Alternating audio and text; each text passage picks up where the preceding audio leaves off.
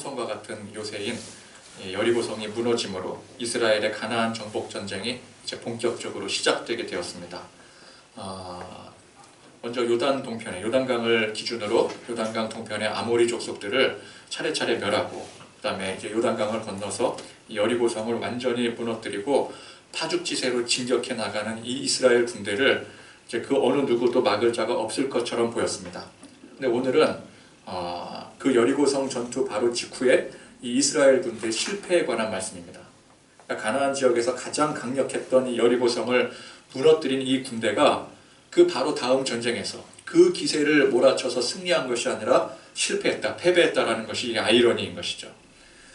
여리고성을 점령한 이스라엘은 바로 다음 점령지인 이 아이성 공략을 준비를 합니다. 아이성은 어느 곳에 있느냐? 이 가나안 땅을 보면 가나안 땅의 중심 지역이라고 할 수 있는 베델이라는 곳이 있거든요. 베델은 성경적으로 굉장히 유명한 지명이죠. 근데 이 베델에서 동쪽으로 쭉 연결해 보면 이제 끝에가 요단강가에 이제 여리고성이 있습니다. 그러니까 이 베델과 여리고성의 한 중간 지점에 위치해 있다라고 볼 수가 있습니다. 이제 고고학적으로도 뭐 아이성이 그 근처에 있을 것이다 발견했던 뭐 증거가 있다고는 하는데, 어쨌건 추정하기를 이 베델과 이 여리고성의 한 중간 정도 지점, 그 고지대에 위치한 성이 이제 아이성이었을 것이다, 그렇게 추정을 합니다. 이제 여리고성을 무너뜨리고 이제 가나안 중심부로 진격해 들어가는 이제 그런 길로에 놓여져 있는 이 성도 굉장히 중요한 성이다, 전략적인 요충지다, 그렇게 볼 수 있겠죠. 근데 이 성은 성경에 보니까 작은 성읍이었습니다.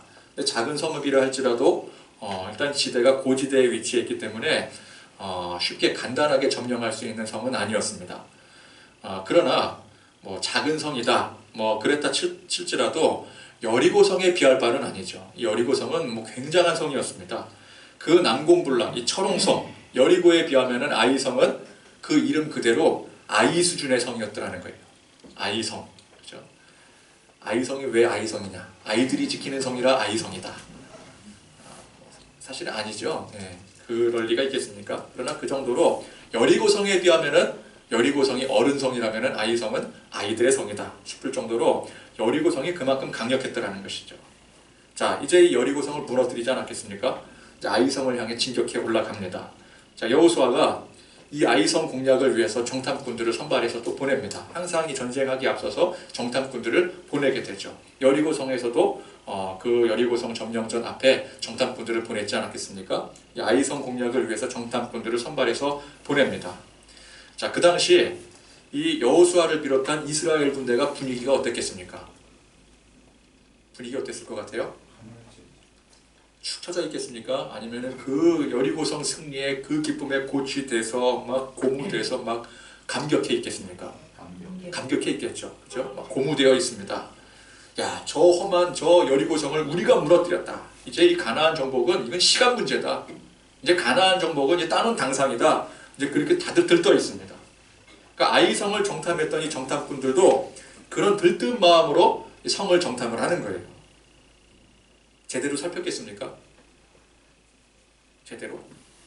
지금 이스라엘 백성들 눈에는 여리고성도 무너뜨렸는데, 그 난공불락이라던 여리고성도 무너뜨렸는데, 이제 그 다음에 뭐 아이성이건 뭐 청년성이건 뭐 여자성이건 남자성이건 간에 이제 눈에 차지도 않는 거예요. 저까지 성은 뭐야, 우리가 여리고성도 무너뜨렸는데 저게 성이냐? 그 우습게 보는 거예요. 정탐꾼들이 아이성을 대충 정탐을 했습니다.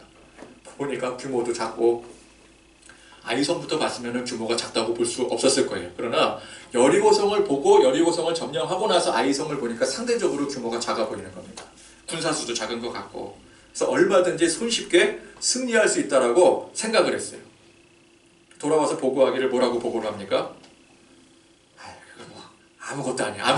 걱정하지 마세요. 우리가 보고 왔는데 저까지 여리고성에 비하면 우리가 여리고성을 무너뜨린 저력이 있는데 저걸 뭐 우리가 굳이 다 올라가서 무너뜨릴 필요도 없고 한 2-3천 명만 올라가서 쳐도 충분하겠습니다.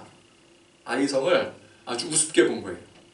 자, 여호수아가 그 말을 듣고 말씀해 보니까 3천 명쯤을 선발을 해서 성을 공격하러 올려 보냅니다. 3천 명쯤이라고 한 걸 보니까 이것도 대충 보낸 거예요. 그죠? 아니 어떻게 쯤 보냅니까? 3천 명이면 3천 명 보내고 4천 명이면 4천 명을 보내는 거지 야 대충 한 3,000명 보내 뭐 이런 분위기 아니겠습니까? 그러니까 여기서부터 지금 이 아이성 공략은 이미 패착이 들이우게 된 거예요. 그렇죠? 우리 작년에 월드컵 때 우리나라랑 독일이랑 경기 여러분 기억하시지 않습니까? 독일이 우리나라를 어떻게 봤어요? 우습게 봤어요. 야, 저 같은 나라 우리가 지난 대회 우승국인데 말하자면 독일은 지난 대회 우승국 여리고성을 무너뜨린 저력을 가지고 있는 나라였어요. 그죠? 그 세계 랭킹 1위 아니었습니까? 우리나라를 아주 우습게 물러봤어요. 어떻게 됐습니까? 대판 깨졌어요. 대판 깨졌어. 그죠? 2대 0으로 깨졌어요. 2대 0으로. 말도 못할 정도로. 그러니까 아무리 우리가 강해도 상대를 우습게 보면 안 되는 거예요. 그죠? 상대를 우습게 보면은 뭐 지거나 혹은 이기지 못하거나. 그래서 손자병법에도 뭐라 그래요? 지피지기면 백전 불패라. 적을 알고 나를 알아야 되는 거예요. 나도 알아야 되지만 적을 알아야 되는 거예요. 적을 우습게 보면은 승리할 수가 없는 것입니다. 자, 이스라엘이 아무리 요단 동편을 정복을 하고 여리고성을 무너뜨렸다 할지라도 지금 이스라엘이 누구를 우습게 보고 대충 전쟁을 치를 그런 위치입니까? 그게 아니더라는 거예요. 40년 전에 현재 이 가나안을 정복하는 이 세대들, 그 위에 부모 세대들이 가나안 땅을 정탐하지 않았었습니까? 그때도 가나안 땅을 정탐했었잖아요. 그때 이 정탐꾼들이 뭐라 그래요? 두려워 떨며 말하기를 그들은 거인들이고 우리는 메뚜기와 같다고. 이게 팩트입니다. 우리는 메뚜기예요. 그들은 거인들이에요. 상대할 수 없는 종족이더라는 거예요. 여러분, 이 가나안 족속들이 굉장히 호전적인 전투 민족들입니다. 전투에 아주 익숙한 사람, 맨날 싸우던 애들이에요. 몸집도 거대하고, 거기 몸집도 거대하대요. 가나안이라고 일컬어지는 지역 안에 이게 가나안이라고 통상 일컬어지는 지역 명칭을 그냥 우리가 가나안이라고 하는 것이지 거기에 한 족속, 가나안 족속만 있는 게 아니에요. 모두 7족속이 그 안에 있습니다. 대표적인 족속들이 7족속이에요. 헷 족속, 기르가스, 아모리, 가나안, 브리스, 히위, 여부스. 이 족속들이 하나같이 다 강성한 족속들입니다. 이 주된 7족속 외에도 알가, 신, 아르왓, 스말, 하맛, 겐, 그니스, 감몬, 르바, 아말렉 등등 수많은 그 군소 족속들이 그 안에서 세력 경쟁하고 다투고 맨날 싸우고 전쟁했던 지역이 이게 가나안 지역이에요. 그 중에서 이 가나안 족속들을 이제 가나안 족속들이 유명했나 보죠. 좀 셌나 보죠. 그래서 이제 가나안 지역이라고 일컬어지는 거지 가나안 족속들만 있었던 지역이 아닙니다. 수많은 족속들이 으르렁대고 맨날 싸우고 치고 침략하고 그랬던 족속들이 이게 가나안 족속이라는 거예요.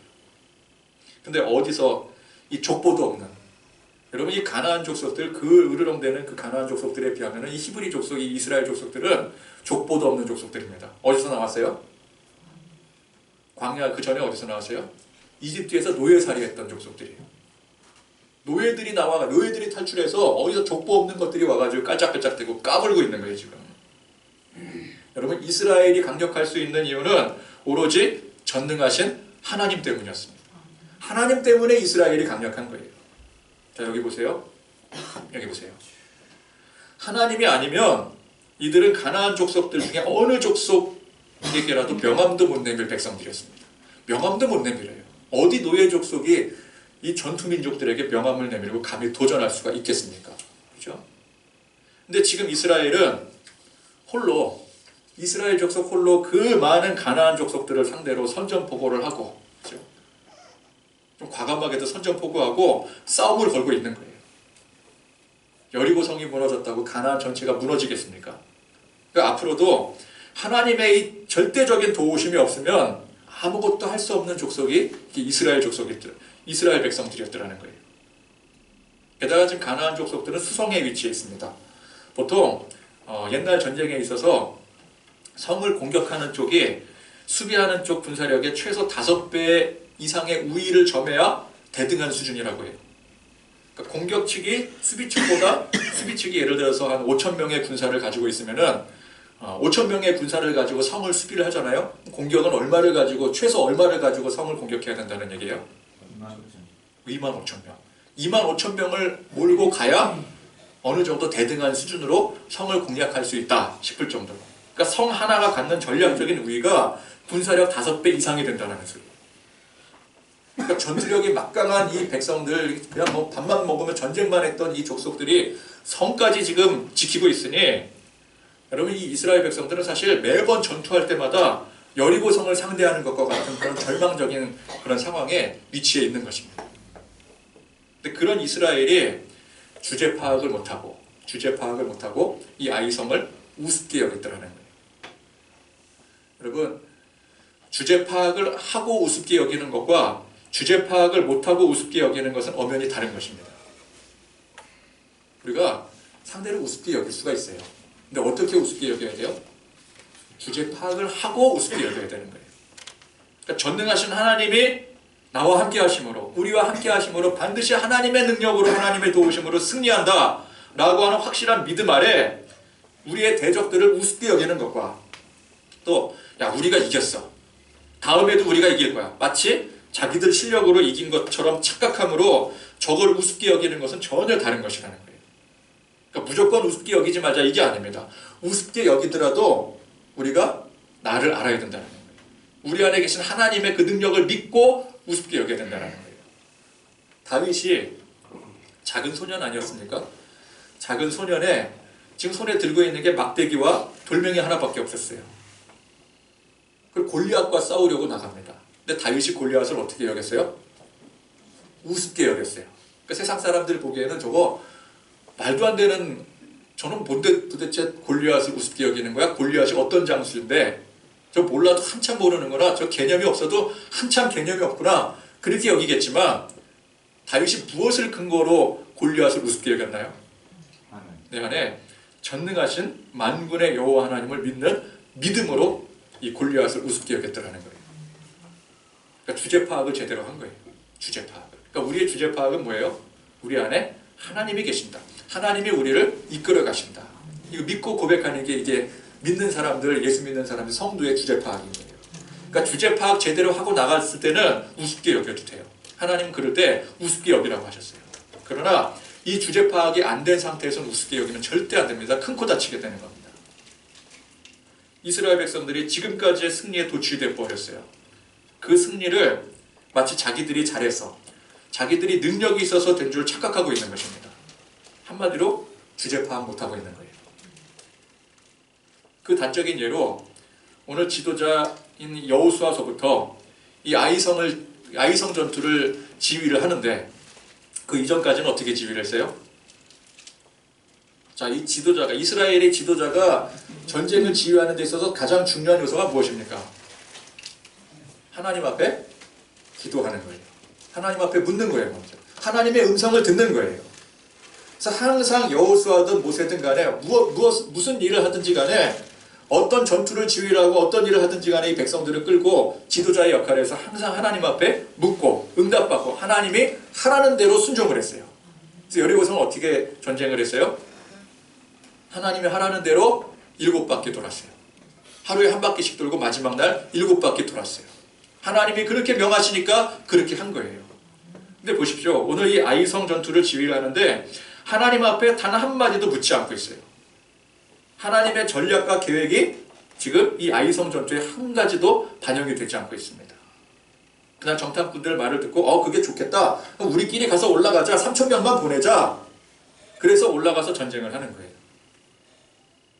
그래서 여러분, 우리가 뭘 잘해야 됩니까? 주제 파악을 잘해야 된다는 거예요. 주제 파악을. 자, 오늘 분위기 왜 이렇게 침체되어 있죠? 자, 따라서 해봅시다. 주제 파악을 잘하자. 주제 파악을 잘하자. 우리가 주제 파악을 잘해야 돼요. 교회가 모두가 다 부족하고 또 연약한 가운데, 부족하고 연약하니까 어떻게 해요? 하나님 앞에 기도하는 거죠. 하나님 앞에 이제 붙들고 기도합니다. 하나님, 우리가 너무 부족합니다. 우리가 너무 연약합니다. 하나님 도와주셔야 됩니다. 그래서 하나님 앞에 간절히 기도하고 응답받아서 기적과 같은 역사들이 막 벌어지게 됩니다. 회복이 되고, 성도들이 회복이 되고, 막 부흥이 되고, 역사가 일어나는 거예요. 얼마나 감격스러운 일입니까? 그런데 그렇게 부흥을 하더니만 이제는 어떻게 해요? 기도도 하지 않아요. 하나님의 방법을 구하지 않습니다. 사람이 할 수 있는 방법들, 돈, 능력, 이런 걸로 일을 하기 시작하는 거예요. 충분히 그런 능력이 되니까, 충분히 그런 능력이 된다고 생각을 하니까. 이제 돈도 좀 있고, 전에는 돈이 없었는데, 전에 사람도 없었고 능력도 없었는데, 그래서 하나님 앞에 간절히 부르짖고 기도했는데 이제는 돈도 좀 생겼어요. 사람도 많아졌어요. 능력 있는 사람들이 막 들어와요. 세상에서 명성도 있고. 그래서 뭘로 일을 해요? 그걸로 일하는 거예요. 그 도구로 일을 하는 거예요. 돈으로 일하고 인맥으로 일하고 사람의 능력으로 일하고. 그래서 교회가 더욱더 규모가 커지고 더욱더 왕성해졌습니다.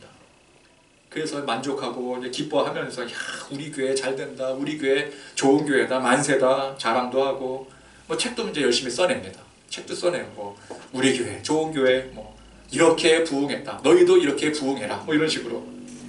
또 뭐 하러 다녀요? 간증하러 다녀야지. 간증하러. 또 이제 교회 어느 교회가 갑자기 또 부쩍 성장했다 그러면은 가만히 내버려 두질 않잖아요. 간증하러 오라고. 그럼 간증하러 가면은 다 우리가 또 이렇게 열심히 해가지고 뭐 하나님의 축복받아서 이렇게 부흥됐습니다, 할렐루야, 뭐 아멘하고 다 박수치고, 우리도 그렇게 된 비결을 알려주세요. 책 써낸 것도 팔고. 그럼 이런 거 뭐라고 하는지 아십니까? 오늘 버전으로 주제 파악 못하는 거예요. 이게 주제 파악 못하는 거예요. 야, 그 교회 부흥해서 좋겠다, 이게 아니라 저 주제 파악 못하는구나. 우리가 그걸 알아야 돼요. 사람이 볼 때는 잘하는 것 같습니다. 더욱더 규모가 커지고 사람이 늘고 왕성해졌으므로, 야, 하나님이 보호하사 부흥했구나. 우리는 아무런 의심도 하지 않고 그냥 교회가 사이즈가 커지면, 야, 하나님이 저 교회를 축복해 주셨구나, 그렇게 생각을 해요.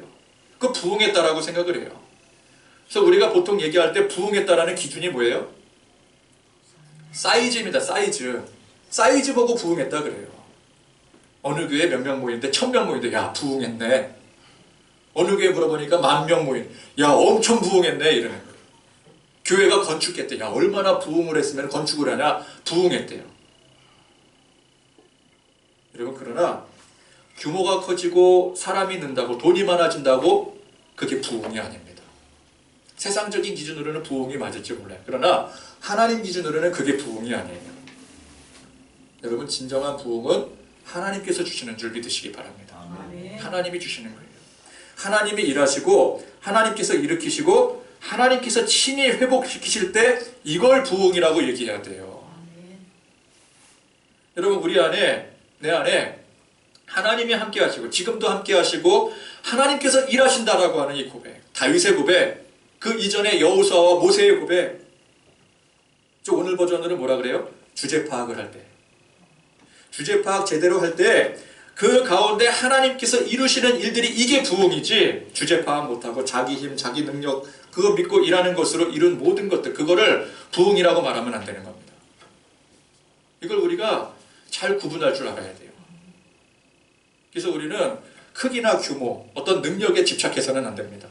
그런 것들이 오히려 하나님의 영광을 가리고 우리의 주제 파악이 안 되게 만들어 버릴 수가 있어요. 그래서 우리는 항상 우리의 위치, 내 위치를 알아야 됩니다. 세상이 칭찬하고 높여주더라도 우리 거기에 속아서는 안 돼요. 나는 전능하신 하나님 앞에 항상 무익한 존재입니다. 나는 연약한 존재입니다. 나는 죄인으로서이다. 항상 이 자세로 나가야 되는 거예요. 그러면 이스라엘이 하나님이 도와주시지 않으면 아무것도 할 수 없는 거예요. 그죠? 그걸 알아야 돼요. 근데 하나님이 도와주신 거를 자기들이 잘한 것으로 착각을 하고 주제 파악을 못했어. 야, 우리가 이 정도 능력이 있다. 그리고 밀고 들어가다가 오늘의 이 안타까운 패배를 당하게 되는 것 아니겠습니까? 그래서 우리는 항상 낮아지고 누구를 높여야 돼요? 전능하신 하나님을 높여야 되는 거예요. 우리 하나님이 높여줘야 되는 거예요. 그게 뭐예요? 그게 예배입니다. 경배예요, 경배. 우리가 예배 드리는 거. 교회가 모여서 항상 하나님 앞에 예배 드리는 게 우리 하나님을 높이고 나를 낮추는 거예요. 나는 아무것도 아닌 존재입니다. 나는 무익한 존재입니다. 오직 하나님만 높임을 받으시옵소서. 그래서 전능하신 하나님께서 이 부족하고 연약한 나를, 우리를 통해 역사하심으로 말미암아 그러므로 되는 줄 믿습니다. 그러므로 뜻이 이루어지는 줄 믿습니다. 이 믿음의 고백과 결단으로 나아갈 때 그 가운데 작은 것을 이루더라도 그것이 진정한 부흥인 줄 믿으시기 바랍니다. 자, 여리고성, 앞서 여리고성 점령은 큰 승리였습니다. 그런데 그런 큰 승리 이면에 자기 주제를 모르고 엉뚱한 일을 벌이게 되는 오늘 이 아이성 전투의 실패를 범하게 되더라는 거예요. 이게 너무 큰 승리에 도취되다 보니까 자기도 모르게 교만해지는 겁니다. 여러분, 그래서 교만은 믿음의 가장 큰 적입니다. 우리가 교만을 물리치기 위해서는 특히 큰 승리 뒤에 조심해야 된다는 거예요. 오후 예배 말씀에 나누게 되는 엘리야 선지자에 대한 내용도 보면은 엘리야 선지자도 갈멜산에서 바알의 선지자 450명과 대결해서 큰 승리를 거두게 되지 않습니까? 여러분 잘 아시잖아요. 갈멜산에서 그 쌓은 번제물에 이 엘리야가 혼자서 하나님 앞에 기도했더니 불이 내려와 그 제단을 태웁니다. 완전히 태워버려요. 그리고 3년 동안 지속이 되었던 기근이 끝나고 비가 내려지게 됩니다. 그 승리로 인해서 바알의 선지자 450명, 무려 450명을 홀로 물리쳐버렸어요. 대승리를 거두게 됩니다. 자, 그런데 그 다음 이야기가 중요하더라는 거예요. 다음에 엘리야가 어떻게 됩니까? 이제 큰 승리를 거두었으니 이제 승승장구하고 막 나라를 변화시키고 민족을 변화시키고 그래야 될 것 같은데 이 왕비 이세벨의 엄청난 이 핍박이 다시 가해지게 돼요. 그래서 이 핍박을 피해서 엘리야가 그만 달아나게 됩니다. 도망치게 됩니다. 하나님 앞에 원망해요. 뭐라고 원망해요? 하나님, 저밖에 남지 않았어요. 도대체 어떻게 하란 말입니까? 이 갈멜산에서 하나님의 능력으로 이 큰 승리를 거두었는데도 불구하고 제가 이렇게 쫓겨다니게 됐으니 이제 이 세상에는 아무도 없습니다. 소망이 없습니다. 그랬더니 하나님께서 뭐라 그러셔요? 왜 너밖에 없다고 투정을 부리느냐? 너는 모르겠지만, 너는 너밖에 없다고 말하겠지만 내가 바알에게 무릎 꿇지 않는 7,000명의 백성들을 남겨두었느니라. 7,000명의 백성들이 있대요. 무려 7,000명이. 그러니까 엘리야가 갈멜산에서 이 놀라운 큰 승리를 거둔 후에 그만 그 마음에 교만이 틈탄 거예요. 나처럼 이렇게 훌륭한 선지자가 이렇게 큰 성과를 이루었으니 이제는 이 나라가 다 뒤집어 엎어진다. 이제 이세벨이고 아합이고 다 회개하는 일이 벌어지고 온 백성들이 하나님을 찬양하고 영광 돌리는 그런 일들이 벌어질 것이다. 그런데 어떻게 됐어요? 이세벨의 핍박을 당해 도망쳐야 되는 신세가 돼버린 거예요. 실망한 거예요. 절망한 거예요. 자, 나 같은 사람도 나같이 위대한 이 선지자도 이렇게 도망가 달아날 정도니 이 시대에 의인이 한 사람이라도 어디 있겠느냐. 자기만 의인이라고 착각을 한 거예요. 이 교만입니다. 그래서 우리가 항상 언제로 조심해야 돼요? 항상 언제나 조심해야 되겠지만 특히나 은혜 받은 뒤를 조심해야 돼요. 은혜 받은 뒤. 또 일이 잘 되고 하나님 앞에 큰 축복을 받은 그 뒤를 조심해야 되는 거예요. 교회가 언제를 조심해야 될까요? 항상 조심해야 되겠지만 분위기 잘 나갈 때 그때 조심해야 되는 거예요. 야, 우리 교회 잘 나간다. 이제 조금 부흥하나 보다, 성장하는가 보다. 그럴 때 조심해야 되는 거예요. 이때 꼭 악한 마귀는 우리 마음속에 뭘 뿌려요? 교만을 뿌리는 거예요. 야, 너네 잘했어. 야, 그 정도면 잘한 거야. 더 잘할 수 있어. 야, 너네 그거 봐. 그 사람의 능력이 괜찮잖아. 그렇게 하니까 되잖아. 그리고 자꾸만 우리 마음에 교묘하게 이 교만의 마음을 부추기는 거예요. 자기가 공을 받으려 하게 하고 자랑하게 하고, 야, 우리 그래도 이렇게 해서 이렇게 좀 됐어. 그렇죠? 남을 우습게 여기게 만듭니다. 야, 우리가 이 정도 했는데 저 옆에 교회 그 뭐냐 도대체. 맨날 싸우기나 하고 손가락질하고 내 의의를 주장하게 되는 거예요. 그래서 항상 우리는 은혜 받았다 싶으면 좀 축복받아서 기도 응답받고 좀 잘 된다 싶으면 이때 정말 우리가 하나님 앞에 납작하게 엎드려져야 되는 거예요. 교만해지지 않도록, 자기 의가 드러나지 않도록, 주장되어지지 않도록, 더욱더 하나님 앞에 겸손해지도록 우리가 항상 그때를 조심해야 되는 겁니다. 자, 그래서 여호수아부터 이 교만해진 이스라엘이 어떻게 되었습니까? 4절에서 5절 말씀 보니까, 자, 같이 읽을까요? 자, 눈 뜨시고 그만 주무세요. 지금 자는 시간 아니니까 이제 그만 주무시고. 그런데도 지금 두 분이 그냥 영락없이 그냥 푹까지 고르면서 주무시려고 그러는데 할 수 없죠. 하나님이 깨워도 안 돼요. 자, 4절에서 5절 말씀 우리 같이 읽겠습니다. 시작. 백성 중 3,000명쯤 그리로 올라갔다가 아이 사람 앞에서 도망하니 아이 사람들이 그들을 36명쯤 쳐 죽이고 성문 앞에서부터 스바림까지 쫓아가 내려가는 비탈에서 쳤으므로 백성의 마음이 녹아 물같이 등지라. 자, 교만해진 이스라엘이 이렇게 됐어요. 이렇게. 3,000명의 군사들이 기세 좋게 야 그까짓 거 뭐 야 우리가 여리고 성도 점령했어 뭐 다 올라갈 필요도 없어 3,000명만 올라가. 그리고 아이성을 치러 올라갔다가 그만 패해버렸어요. 꽁지 빠져라 도망쳐버렸습니다. 여러분 이게 뭐 치열하게 부딪혀 싸우다가 뭐 싸우다가 뭐 해가 질 때까지 싸우다가 뭐 전멸되다시피 해서 후퇴하고 더 이상 안 되겠다 후퇴하고 도망치고 두려웠던 게 아니라 올라가자마자 얼마 부딪혀 싸워보지도 못하고 그냥 혼비백산에서 도망치더라는 거예요. 그럼 잘 보십시오. 아이성 군사들이 이스라엘 군사들 몇 명 죽였습니까? 몇 명 죽였어요? 36명 죽였대요. 36명. 3,000명 올라갔는데 36명 죽었어요. 그럼 잘한 겁니까? 숫자적으로 볼 때 잘한 겁니까? 못한 겁니까? 괜찮은 거죠. 3,000명 올라가서 전멸당할 수도 있어요. 여러분 3,000명 올라가는데 대패했더라 그러면 전멸 수준이에요. 2,000명은 죽어야 돼요. 36명 죽었다고 지금 대패했다고 지금 막 이루고 있어요. 360명도 아니고 그걸 가지고 꽁지 빠져라 도망치면서 두려워 떨고 있겠습니까? 지금 개그합니까? 개그 콘서트 찍어요? 이런 오합지졸들이 어디 있습니까? 이런 오합지졸들이. 오늘 보세요. 저는 너무 웃겨가지고 얼마나 두려워 떨었는지 백성의 마음이 녹아서 물같이 되었대요. 백성의 마음이 다 녹아버렸어. 물같이 막 이렇게 돼버린 거예요. 너무 무서워 막 이러면서. 몇 명 죽었다고요? 36명 죽었어요. 36명. 지금 우리 좀 코미디 보고 있습니까? 여러분 이 백성의 마음이 녹아 물같이 되었다. 이거 어디서 들어본 소리입니다. 그죠? 여리고성 사람들이 마음이 녹았고 정신을 잃었더라 이랬잖아요. 그죠? 여리고성 사람들이. 여러분 여리고성 사람들이 왜 마음이 녹고 정신을 잃었습니까? 전능하신 하나님의 위엄과 영광이 그 앞에 늘어나게 되니 아무리 뭐 강력한 족속 아무리 견고한 성을 쌓았더라도 하나님의 영광을 보게 되면은 그 앞에 일개 연약한 인간이 마음이 높고 정신을 잃게 되는 거예요. 그런데 그런 전능하신 하나님을 우리 편으로 둔 이스라엘이 그 전능하신 하나님이 우리 편이라고 우리 편. 그죠? 그 이스라엘이 왜 마음이 높고 물같이 됩니까? 이거 보면 볼수록 코미디 아닌가요? 이게 이스라엘의 현실이라는 거예요. 하나님 백 없이 실력대로 붙으면 이 꼴 나는 거예요. 진짜 실력이 들통나 버린 거예요.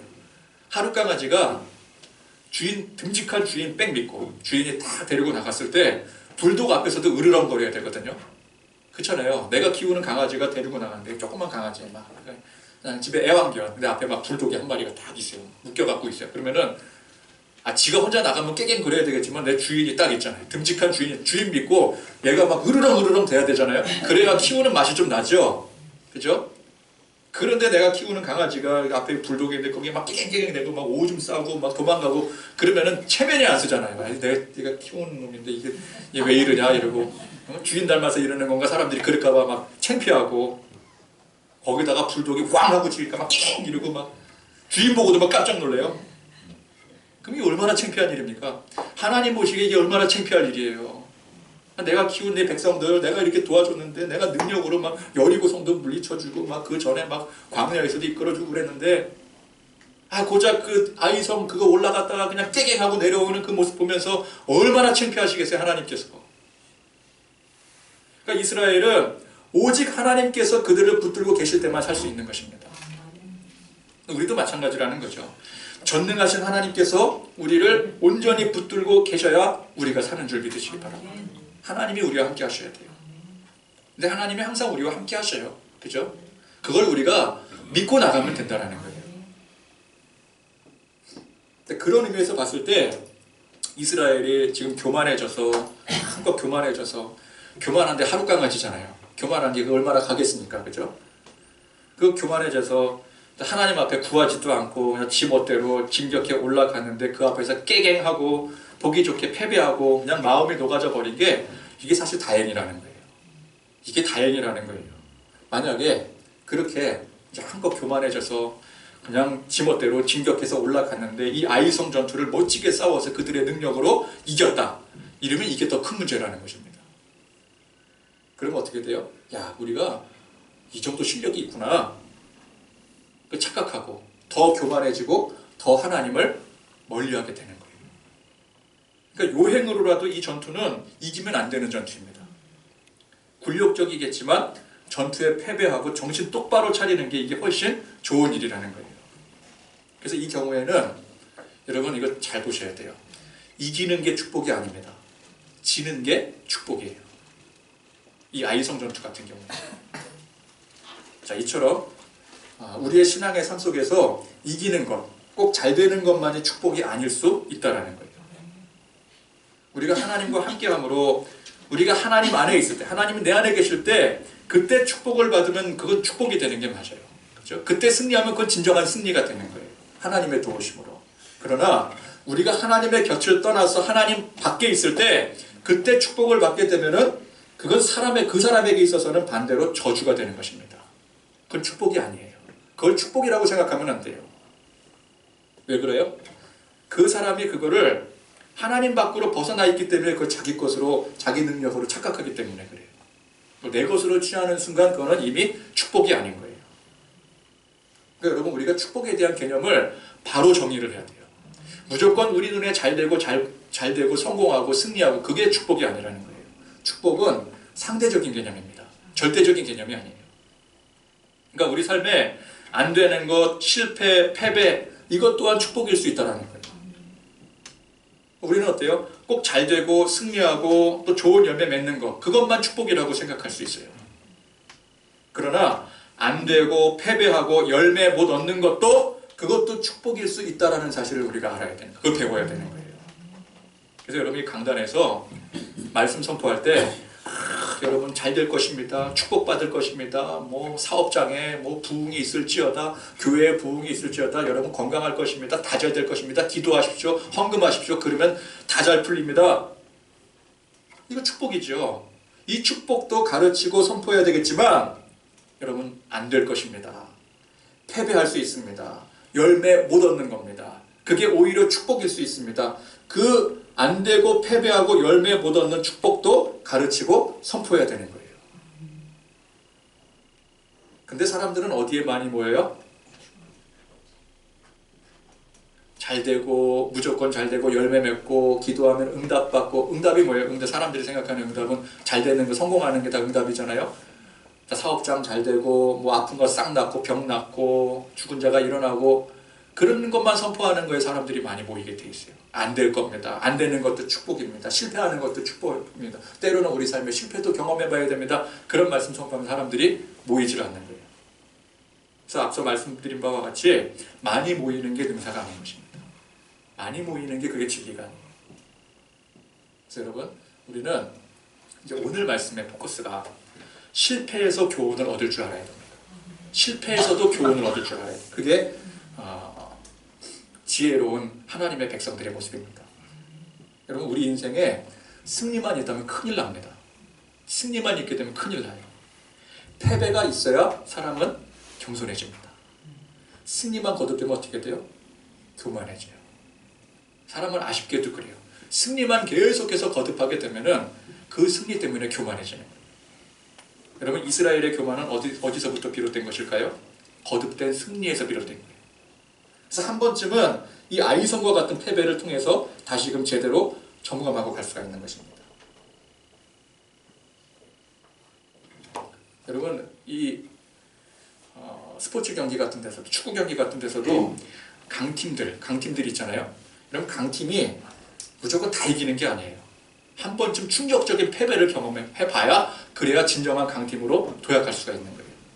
우리나라 2002 월드컵 때 히딩크 감독이 딱 와서 멋지게 이 우리나라를 4강에까지 올려놓지 않았겠습니까? 근데 우리나라가 그 히딩크가 지도하는 과정에 항상 승리하기만 했나요? 막판에 승리했죠. 근데 막판에 승리하기 전까지는 참패를 당하고 있어요. 참패를 당하곤 했었어요. 그래서 히딩크 별명이 뭐였었어요? 5대0이었어요. 5대0. 왜? 5대0 패배를 한 번도 아니고 2번이나 했어요. 어디를 상대로 했었죠? 프랑스랑 체코를 상대로 했었나? 아무튼 5대0 패배를 2번이나 했어요. 그때 사람들이 뭐라 그랬어요? 저 감독 안 되겠다. 정지시켜야 되겠다. 저 감독은 우리나라 감독이랑 맞지가 않다. 우리나라가 어떻게 5대0으로 만들 수가 있느냐. 5대0으로 만들려고 그 많은 돈 주고 저 사람을 영입을 했겠느냐. 그 사람 다 자르라 그랬어요. 근데 그 실패가 있었기 때문에 실패가 밑거름이 되어서 성공할 수 있었던 거예요. 지금 보니까 중국의 감독이 히딩크였다 잘렸거든요. 얘네들 뭘 모르는 거야. 그죠? 그거를 넘어서야 이 중국 축구가 강국이 될 수가 있는데 얘는 그걸 못 넘으니까 중국 축구가 강할 수가 없는 거예요. 중국 축구가 왜 약해요? 실패를 경험으로 삼고 도약을 해야 되는데 그걸 기다릴 줄 몰라요.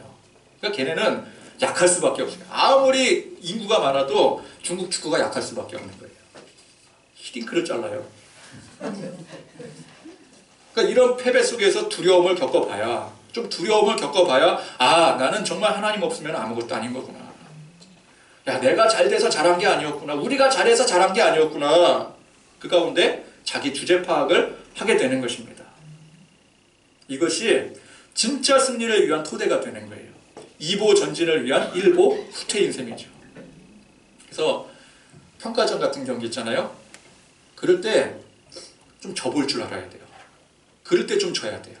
져봐야 우리 팀의 문제가 뭔 줄 알고 또 방비를 할 수가 있는 거죠. 근데 우리 보는 사람들은 어때요? 지면은 감독 자르라 그러고 손흥민 자르라 그러고 뭐 이강인이 뭐냐 그러고 막 그냥 다 득달같이 달려들어서 막 다 뒤집으라 그러고 축협 해체하라 그러고 막 그러니 어떻게 해서든지 이기려고 하는 거잖아요. 근데 그렇게 이기면 뭐예요? 정작 월드컵 본선에 나가서 지면 그 아무 소용 없는 건데. 옛날에 그랬어요. 98 프랑스 월드컵 때 제가 오늘 갑자기 축구 얘기를 좀 하는데 축구 얘기하니까 이게 또 이렇게 초롱초롱해지잖아요. 또. 효과가 좋으네. 98년도 프랑스 월드컵 때 우리나라가 그때 그 지역 예선까지 승승장구를 했었어요. 그래서 막 그 온 국민의 여러분 기억나시는 분 혹시 계실지 몰라요. 그때 온 국민들이 막 우리나라 뭐 16강 따놓은 당상이다 막 그랬어요. 그래갖고 막 그때 뭐 TV 사면은 뭐 16강에 진출하면 TV 하나 더 준다 그래. 우리 집도 그때 그래갖고 TV 하나 샀잖아요. 그래갖고 16강 당연히 들어가는 줄 알고 그때 분위기 너무 좋았거든요. 평가전 다 이겼어요. 막 그 아시아 최종 예선전 다 이겼어요. 막 일본 막 가갖고 막 일본 막 도쿄 가갖고 도쿄돔이 막 무너진다 그러고 막 그때 막 큰 승리 막 거두고 돌아오고 막. 근데 월드컵 때 어떻게 됐어요? 그때 히딩크한테 5대0으로 깨졌잖아요. 히딩크의 네덜란드한테. 그리고 완전히 다 멘붕이 왔죠. 그냥. 계속 이기다 보니까 우리가 뭐가 문제인지를 몰랐던 거예요. 그러니까 여러분 패배도 중요한 겁니다. 패배를 좀 해봐야 거기서 우리가 교훈을 얻을 수가 있는 거예요. 결국 오늘 이 아이성 패배에 여호수아가 어떻게 해요? 옷을 찢고 이스라엘 장로들과 함께 여호와의 궤 앞에서 땅에 엎드려 머리에 티끌을 뒤집어 쓰고 하나님 앞에 간절히 구했다라는 거예요. 이 패배가 아니었으면은 계속해서 승리만 했더라면은 하나님 앞에 기도도 하지 않았을 거예요. 그러나 아이성의 패배가 있었기 때문에 그때서야 하나님 앞에 다시 부르짖게 되더라는 거예요. 뭐라고 부르짖습니까? 7절 이하에 보니까 이르되 슬프도소이다. 주 여호와여 어찌하여 이 백성을 인도하여 요단을 건너게 하시고 우리를 아모리 사람의 손에 넘겨 멸망시키려 하셨나이까. 우리가 요단 저쪽을 만족하게 여겨 거주하였더라면 좋았을 뻔하였나이다. 주여 이스라엘이 그의 원수들 앞에서 돌아섰으니 내가 무슨 말을 하오리까. 가나안 사람과 이 땅의 모든 사람들이 듣고 우리를 둘러싸고 우리 이름을 세상에서 끊으리니 주의 크신 이름을 위하여 어떻게 하시려 하나이까 하니 이제 하나님 앞에 간절해졌어요. 급해졌어요. 하나님 우리 붙들어주지 않으면 우리 여기서 다 죽게 생겼습니다. 우리 여기 왜 건너왔습니까? 하나님 괜히 건너왔습니다. 하나님 어떻게 합니까? 우리 책임져 주셔야죠. 원래부터 이렇게 나갔어야 됐었어요. 근데 이 아이성 전투 때 잠시 방심을 한 거예요. 교만이 틈탄 거예요. 그러나 한번 깨지고 나서 사실 뭐 크게 깨진 것도 아니었거든요. 근데 자기들은 크게 깨졌다고 생각할 정도로 그 정도로 아주 열악한 사람들이었어요. 어쨌건 깨지고 나서 그때서야 하나님 앞에 이렇게 부르짖는 겁니다. 여호수아를 비롯한 이스라엘이 하나님 앞에 이제 간절해진 거예요. 우리의 처지를 깨달은 겁니다. 하나님 앞에 부르짖지 않으면 우리는 아무것도 아니고 아무것도 할 수 없는 존재라는 사실을 다시금 깨닫게 된 거예요. 그래서 이 아이성 전투는 이스라엘 백성들이 자칫 큰 승리로 해이해지고 교만해지는 것에 대한 하나님께서 경각심을 심어줄 목적으로 일부러 패배하게 하신 전투였습니다. 여호수아를 비롯해 이스라엘은 이 전투의 패배로부터 값진 교훈을 얻게 되었습니다.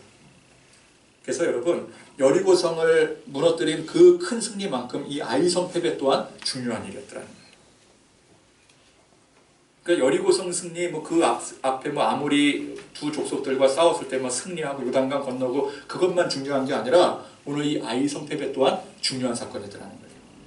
승리에서는 얻을 수 없는 패배에서만 얻을 수 있는 값진 교훈을 얻게 되었더라는 것입니다. 여러분, 우리가 완벽하지 않기 때문에 때로 패배에서만 얻을 수 있는, 배울 수 있는 이 값진 교훈이 반드시 필요한 것입니다. 여러분, 겸손은 승리에서 배워지는 게 아닙니다. 패배에서 배워지는 거예요. 실패를 통해서 우리가 비로소 하나님 앞에 겸손히 엎드려 나갈 수가 있는 것이죠. 우리 성도들의 삶에 하나님의 축복이 넘쳐서 여리고성 승리와 같은 일들이 일어나야 될 것입니다. 회복이 일어나고 또 진정한 부흥이 일어나야 될 것입니다. 그러나 맨날 첫날 여리고성 승리만 있으면 안 된다는 거예요. 아이성 패배도 있어야 되는 줄 믿으시기 바랍니다. 여리고성 승리가 있기를 축원합니다. 그랬더니 아멘 아멘 이랬거든요. 아이성 패배도 있어야 됩니다. 그랬더니 조용해요. 근데 이 아이성 패배도 있어야 됩니다 할 때 똑같이 아멘이 나와야 돼요. 이게 중요한 거거든요. 그래야 우리가 겸손해지고 우리 주제 파악을 할 줄 알게 되는 거예요. 하나님께서 패배하게 하시는 목적은 한 가지입니다. 두 가지일 수도 있어요. 근데 한 가지가 돼야 돼요. 한 가지가 뭐예요? 주제 파악하게 하는 거예요. 근데 만약에 두 가지가 생기면 어떻게 돼요? 그건 심판입니다. 그러니까 두 가지가 있으면 안 돼요. 한 가지가 있어야 돼요. 하나님 우리를 패배하시게 하는 이유는 주제 파악하기 위해서. 그죠? 그래서 오늘 말씀의 주제는 뭐라고요? 주제 파악입니다. 주제 파악.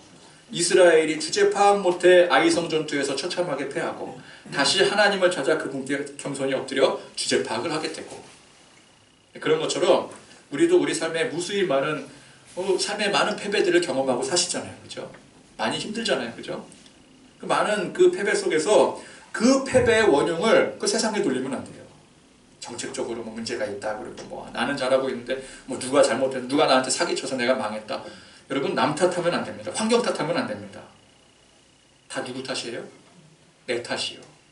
내가 하나님 앞에 주제 파악하지 못해서 일어난 일임을 깨닫고 겸손히 하나님 앞에 엎드릴 때 이보 전진을 위한 일보 후퇴로서 하나님의 더 크신 승리가 임하게 될 것을 믿고 소망하시기를 바랍니다. 우리 교회가 그런 하나님의 축복으로 때로는 여리고성과 같은 승리도 있어야 될 것이고, 때로는 오늘 이 아이성 패배와 같은 그런 값진 교훈 속에서 더욱더 주 안에서 성장하고 성숙한 교회가 되기를 간절히 소망합니다. 아멘. 실패를 딛고 일어설 수 있는 그런 지혜를 저에게 주시옵소서. 아멘. 우리에게 주시옵소서. 그렇게 구하는 가운데 성공과 실패 속에서 더욱더 견고하게 다져져가는 우리 교회와 또 성도들의 복된 삶이 되기를 간절히 축원드립니다. 아멘. 말씀의 은혜를 생각하시면서 하나님은 우리의 피난처가 되시며